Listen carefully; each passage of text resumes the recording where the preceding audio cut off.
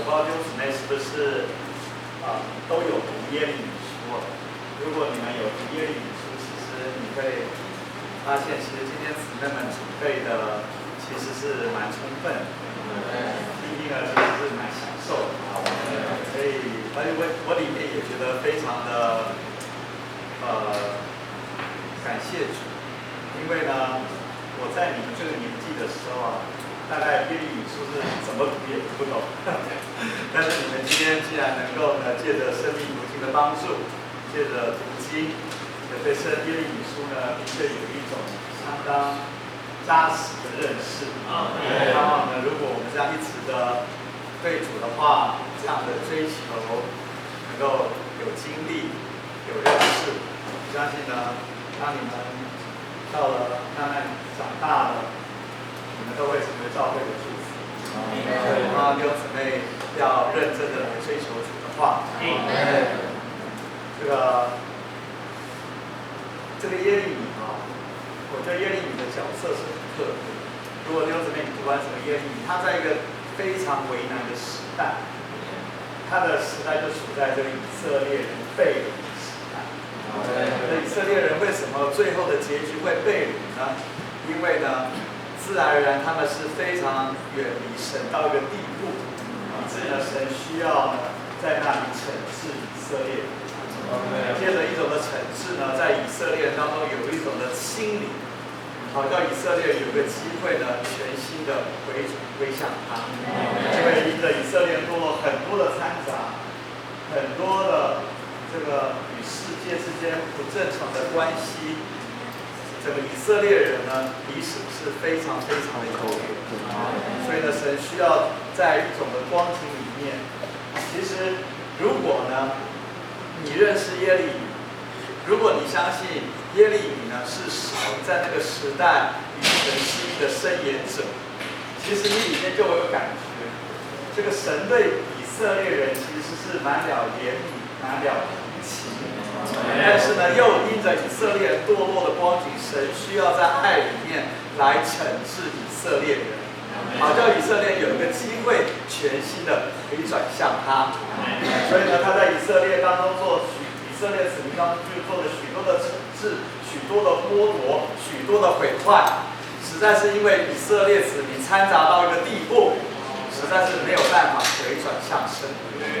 所以呢，在整个耶利米的这个书信里面呢，他就提到了这个神呢，在这个同情和连续的爱里面，要对以色列人惩治。有时候呢，这个孩子呢，我是3个孩子的父亲嘛，有时候孩子到了一个地步你觉得这个不打都不知道该怎么办，没办法，只好硬着心肠好好的打他一顿，一边打呢，一边里面觉得主啊，不知道该怎么办。但是呢，只要他一回转，这个父母亲里面心里就是非常的喜乐。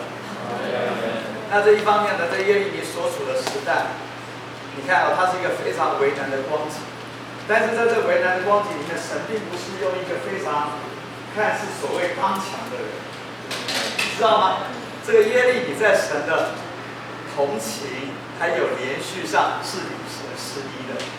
像一个人会同情人，会连续人，其实他本身是一个柔细的人。一个柔细的人很难是一个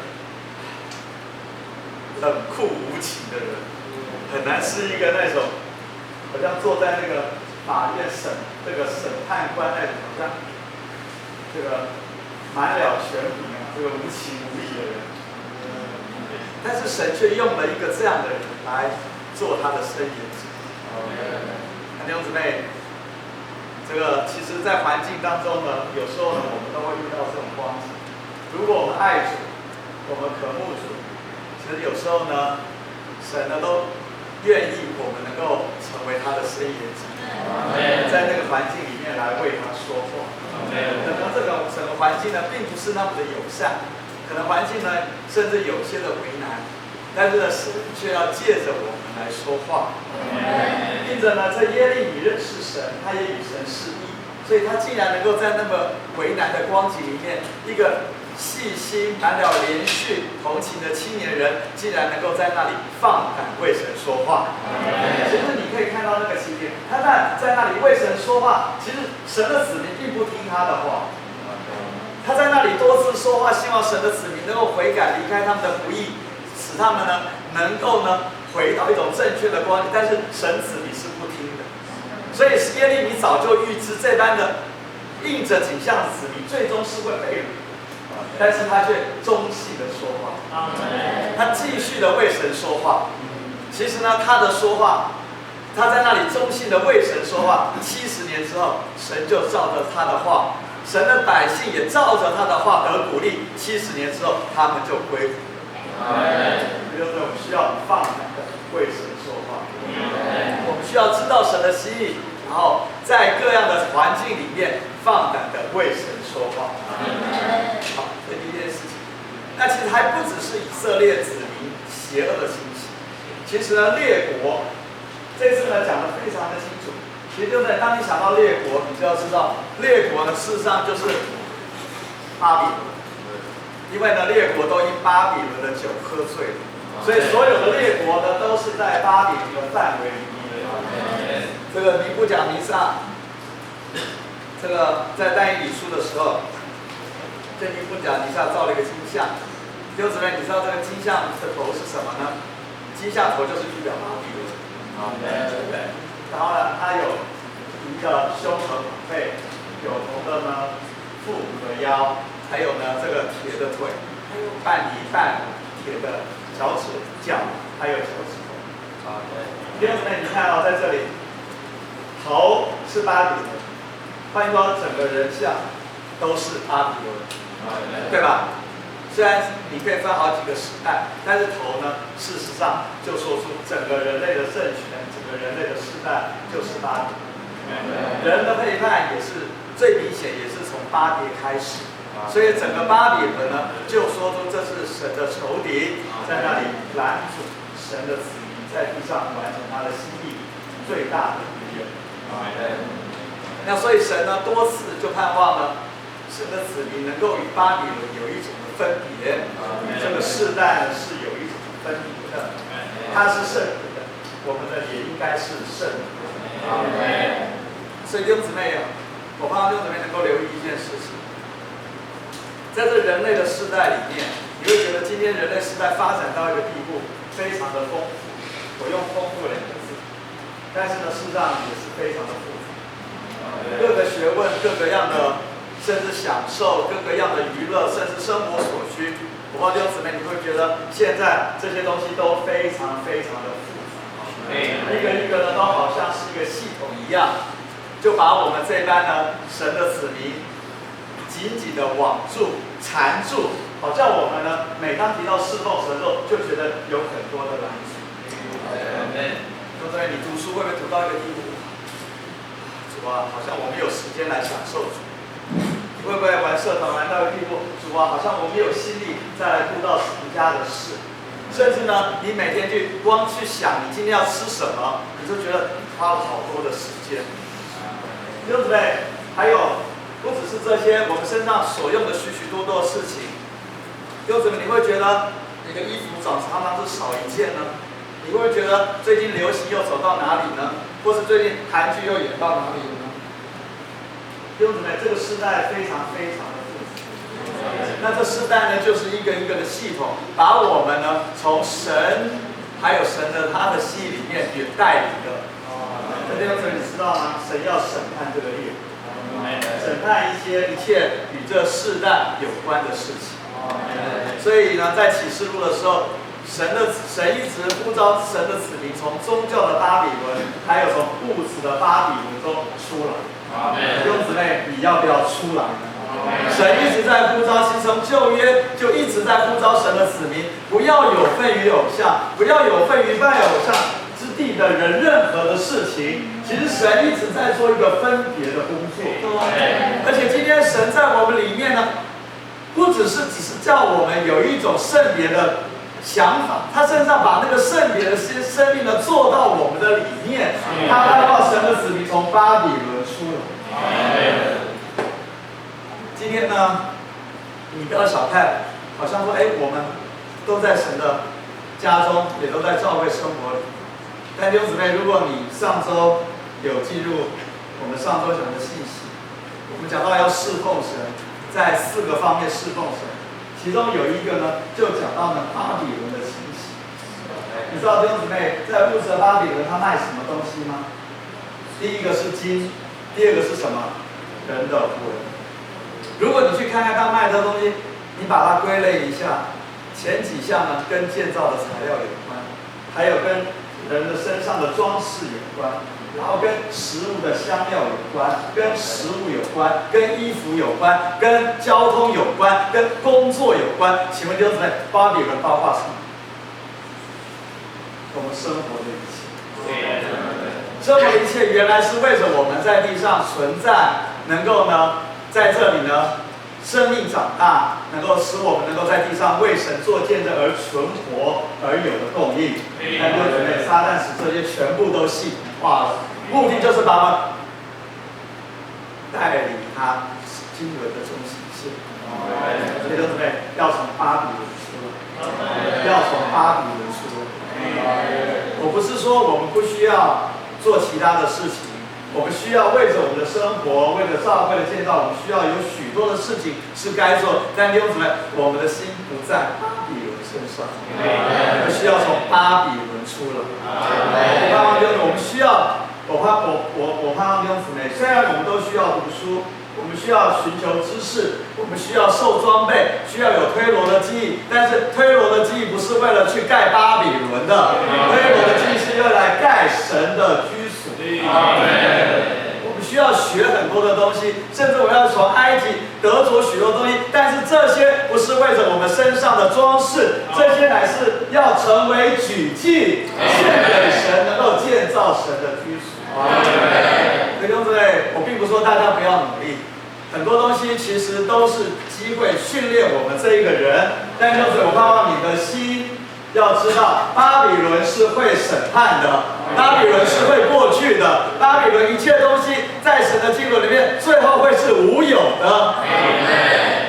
弟兄姊妹，我们需要在这世界上过生活，弟兄姊妹不要被这世代所辖制。对不对？可以吗？所以这篇信息呢，我想第一个重点要认识巴比伦，要从巴比伦蒙救出来。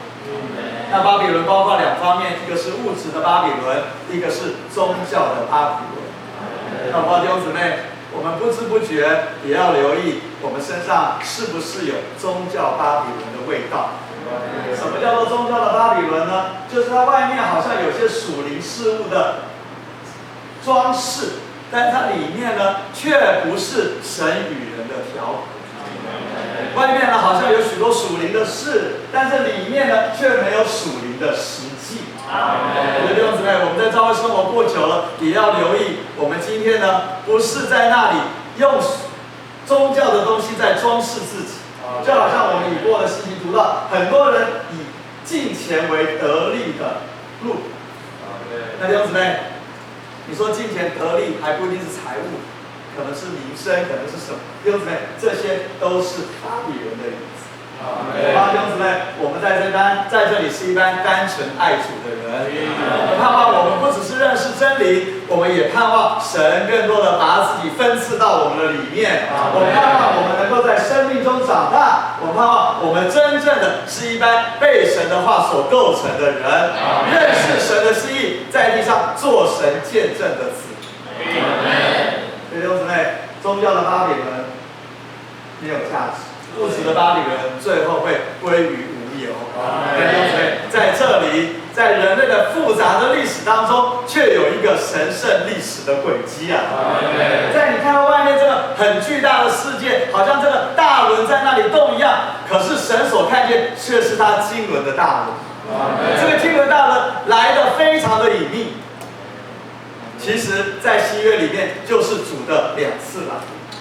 当这世界上忙忙碌碌的时候，神自己却成了一个人，为着完成他的经纶，他从永远里面出来，他竟然成了一个人，就是这位耶稣基督，还生在马槽一个非常不起眼的地方，一个非常贫穷的光景里面，神在那里成了一个人。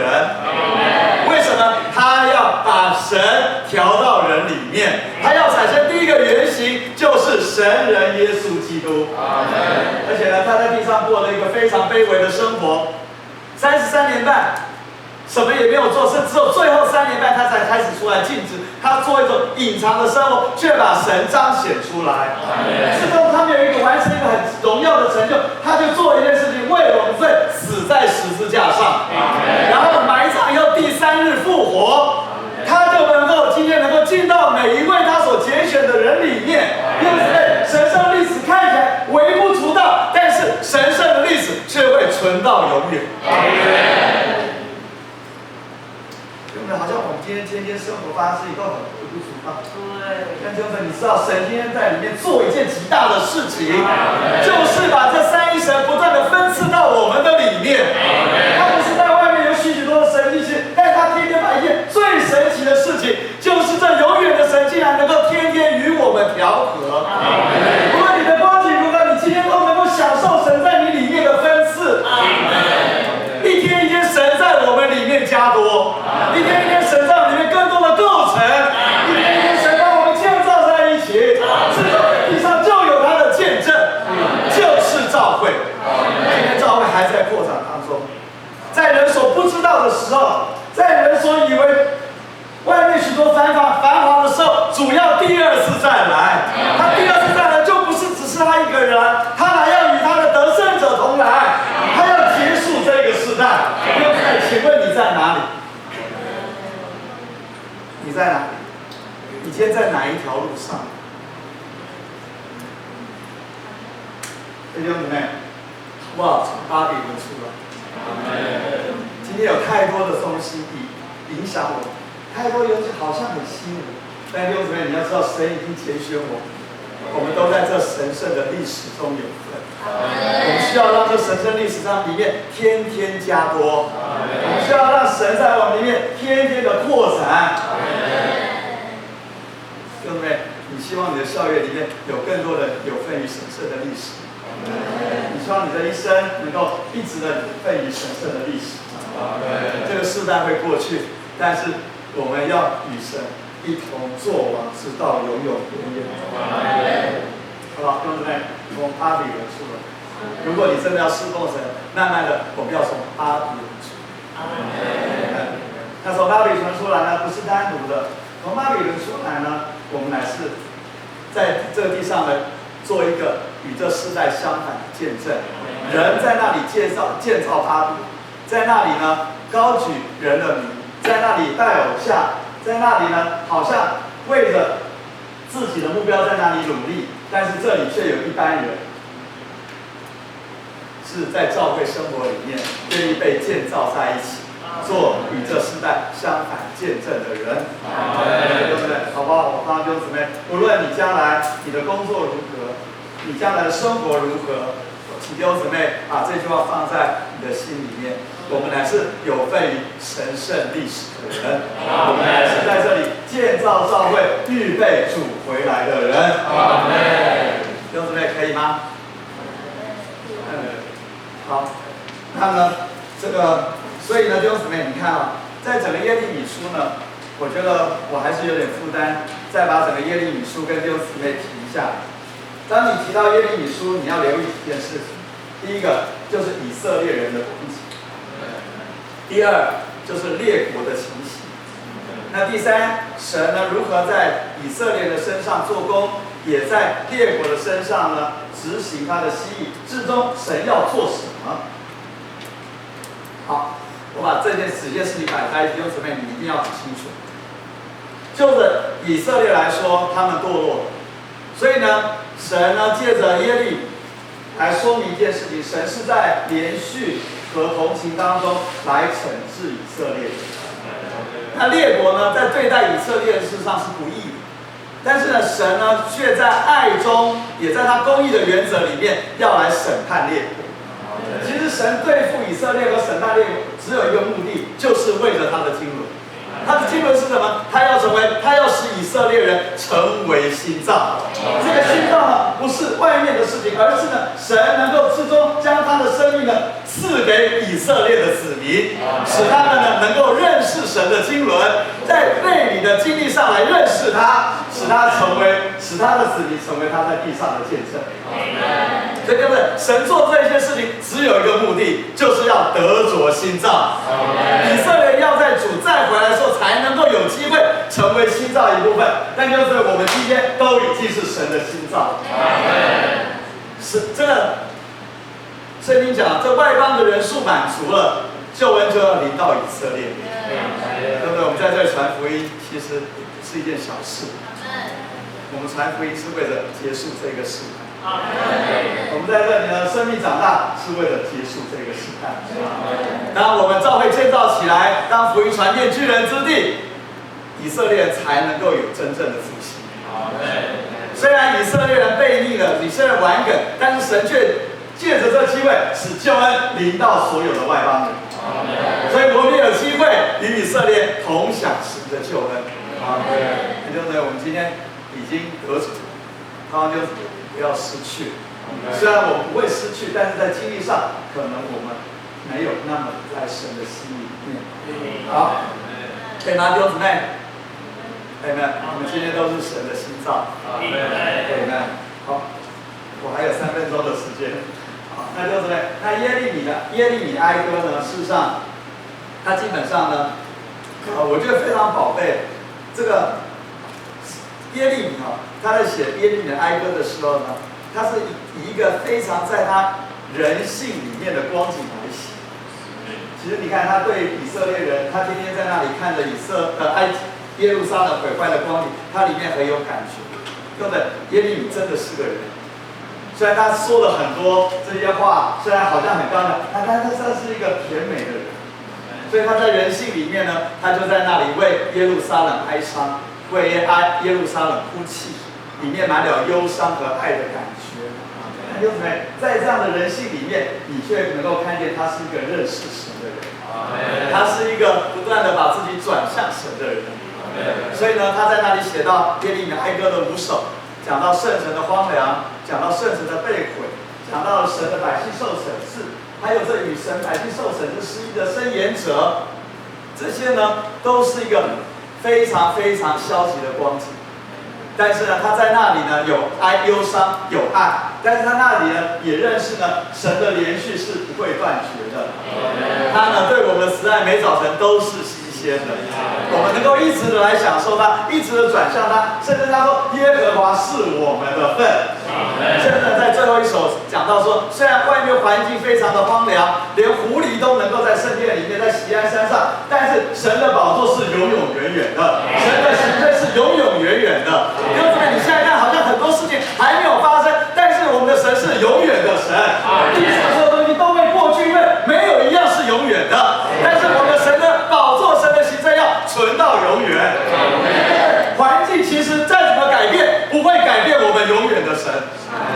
神在我们身上救恩是一定有定的，神在我们心里也是一定有定的。弟兄姊妹，我们要看见这个永远不变的事物，我们能够从这个预备要毁灭的巴比伦中出来，能够连于这位永远的神。对不对？环境为难，环境荒凉，其实在神来说，他没有时间的问题。我们需要，刚刚姊妹讲的，我们需要等候他，要仰望他，要呼求他。我们要一直以他呢做我们活水的源头。我们要看见他是大卫的苗，他是神为我们所预备，耶和华成为我们的义。他呢是那3项宝贵的东西。第一是大卫的苗，第二是耶和华我们的义，第3是我们里面的生命，我们的生命之灵的律。这都是造我们能够成为新造，能够成为他在地上的见证。弟兄姊妹，我们的神是永远不变的，他在我们身上救恩有永远不变的。你不要相信你自己的软弱，有一天你会成为得胜者。所以弟兄姊妹，表示在我们身上你胜不过去的微弱，你只有软弱，有一天你都会胜过。你会觉得我今天好像很多东西很软弱，但弟兄姊妹，你知道有一天你是得胜者。不然你不会有份于新耶路撒冷。我们神是永远的神，这外面的影响、消极的东西都会过去的。神在我们身上的慈是永远长存。很感谢主啊，主拣选了我们，使我们有份于他神圣的历史。然后弟兄姊妹，我们一起往前，在不知不觉之间，你就要得胜。所以你要等候他，你要仰望他，你要呼求他，你要以色列人，他是活水的源头。我们虽然是古时人，我们的皮肤不会改；我们虽然是豹子，身上满了斑点皱纹，为什么？但是我们会改变的。为什么会改变？你知道吗？因为我们生命改变了。我们人的生命是没有盼望，但是我们今天得着了神的生命，而且他是大卫的苗，他是神与人的调和，他为我们成就了义，使耶和华成为我们的义。他今天还要做我们的生命，他神的计划在我们身上每一件都要完成。